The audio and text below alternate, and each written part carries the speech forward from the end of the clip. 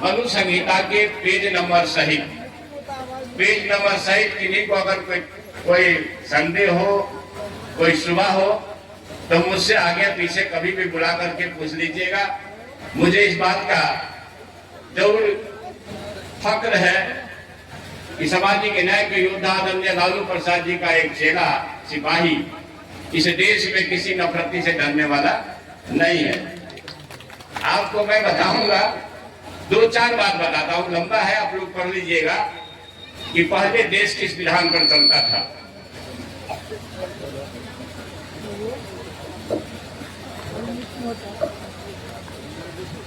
जब मनु संहिता पर देश चलता था, सन 1952 में यह संविधान हमारे देश में लागू हुआ। इससे पहले तो कितना साल हुआ, 77, 76, 77 वर्ष लगभग हुए। इसमें जो मनुस्मृति का अध्याय 8 है, पृष्ठ 443 है, श्लोक 270, 71, 272 है। संस्कृत में भी पढ़ देता हूं और फिर हिंदी में भी पढ़ देता हूं। एक जाति द्वि जाति अस्तु वाचा दारु नया छिपन जीवा आया प्रापु अच्छेदम जगन प्रभो ही सब। इसका मतलब क्या हो गया? अगर कोई शूद्र, ध्यान दीजिएगा, ये नियम था, ये कानून था, विधान था इस देश का। बाजा ठीक करो, क्या था? इसका अर्थ हुआ अगर कोई शूद्र ब्राह्मण को कठोर शब्द से संबोधित करता है तो उसका जीभ काट देनी चाहिए। समझे? अगर कोई शूद्र ब्राह्मण को कठोर शब्द कहता है तो उसका जीभ काट देनी चाहिए। दूसरा है नाम जाति ग्राम तुषाम अभिद्रोहन कुर्वता निक्षेप्यो अयो महा शंकुल जल अन्ना से दशा अंगुला। इसका क्या अर्थ है? ये संस्कृत में लिखा हुआ है। इसका अर्थ है अगर कोई शूद्र ब्राह्मण को कठोर शब्द कह दे तो उसके मुंह में 10 अंगुल लंबी लोहे की गर्म कील डाल देनी चाहिए। स्पष्ट हो रहा है? ठीक है। फिर तीसरा क्या था? धर्म उपदेशम दर्पेन विप्राना मत्स्य पूर्वता तप्त मासे जयेत तैलम भक्ते छोत्रे च पार्थिवा। यदि शूद्र ब्राह्मण को निर्देश देता है या देने की कोशिश करता है तो शूद्र के कान में खौलता हुआ गर्म तेल डाल देनी चाहिए। फिर इसका मतलब आप समझिए कि उसके बाद है कि धर्म उपदेशम दर्पेन विप्रा नामस्य कुर्वतः तप्त मासे चयेत तैलम भक्ते श्रोते च पार्थिवा। यदि शूद्र ब्राह्मण को निर्देश देता है या देने की कोशिश करता है तो शूद्र के कान में खौलता हुआ गर्म तेल डाल देनी चाहिए। विष्णु स्मृति में लिखा हुआ है, विष्णु स्मृति, इसमें 8:33 में जो शूद्र अछूत है,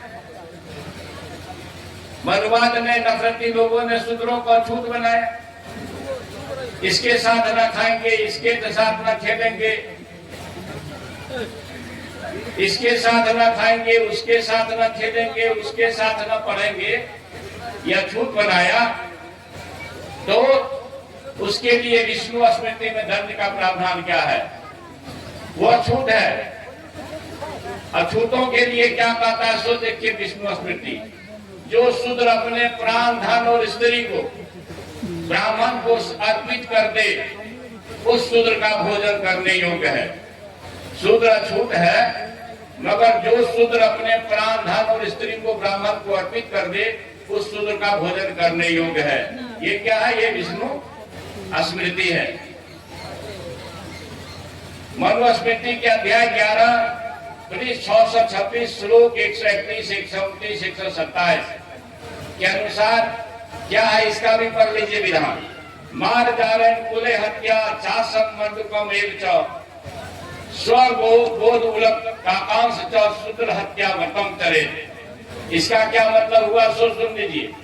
यदि ब्राह्मण शूद्र की हत्या कर दे तो प्रायश्चित करने के लिए उसे बिल्ली, नेवला, नीलकंठ, मेढक, कुत्ता, गोह, उल्लू और कौवा में से किसी एक को मारकर प्रायश्चित करना चाहिए। आपकी कीमत कितनी है शूद्रो? अगर कोई पंडित आपको आपकी हत्या कर दे, एक उल्लू, एक कौवा, एक मेढक, एक नीलकंठ मार करके भी वो पाप मुक्त हो सकता है। ये शूद्रों के लिए कहा है।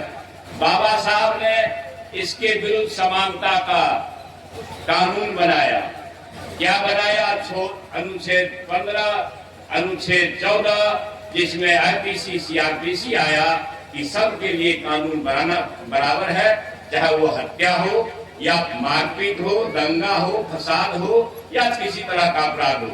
इसके लिए अलग अलग कानून तो नहीं है। तो आप समझिए, आपके लिए मनुस्मृति बढ़िया है कि संविधान बढ़िया? ठीक है, कोई दिक्कत, किसी को कोई कंफ्यूजन? अगर आगे पीछे कभी भी, तो मनोज भाई आप सबका मोबाइल नंबर में हम दे देंगे जाने से पहले। आप देखिएगा, कोई अगर यह कहे तो मैं किताब शास्त्र सब लेकर के आऊंगा। अभी तो आपको 2 पेज में लिख के जा रहा हूँ। एक ही बात नहीं है, सबके लिए है। इसमें यह है कि अगर शूद्र को मार दे, अगर वैश्य को मारे तो क्या होना चाहिए, सोच। यह अध्याय 11 है मनुस्मृति का, श्लोक 129, 626। एतद तो चरेत अवतम प्रायश्चितं द्विज उत्तमः प्रमाप्य वैश्यं वृत अस्थम दशाश्च 100 गवाम। यदि ब्राह्मण वैश्य की हत्या कर दे तो, शूद्र की हत्या करे तो नीलकंठ मार करके, उल्लू, मेढक मार करके वो पाप मुक्त हो सकता है। मगर वैश्य की हत्या करे तो क्या होना चाहिए, सो देख लीजिए। यदि ब्राह्मण वैश्य की हत्या कर दे तो प्रायश्चित करने के लिए उसे दूसरे ब्राह्मण को एक बैल के साथ 100 गाय देकर पाप से मुक्ति हो सकती है। शूद्र की कीमत